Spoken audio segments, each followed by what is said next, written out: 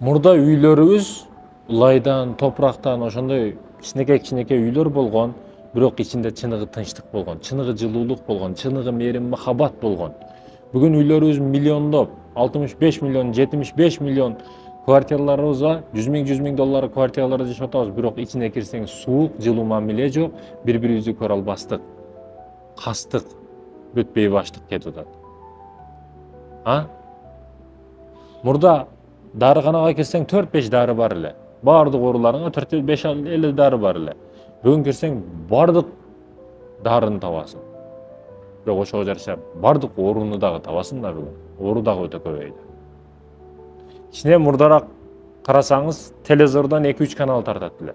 Семейный отуруп алып бүт бардык ошону көрөт эле. Бирок жакшы нерселерди берет эле. Абийирге, намыстуулукка, тарбияга чакырган жакшы нерселер көрсөтөт эле. Bir televizordan bir semya korkmasan oturup көрө берет элең да.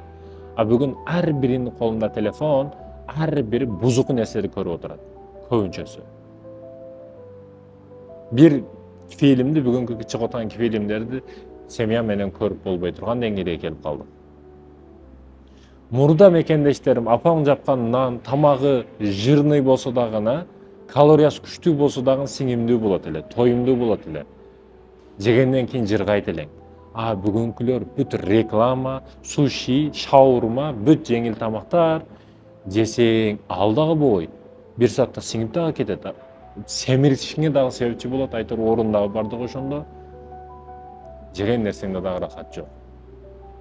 Мурда кыздарыбыз жабындык кийинет эле, жүрөгү жаны өзү таза эле. Бүгүн кийими ачылды, ичи дагы ачылып кетип атат да.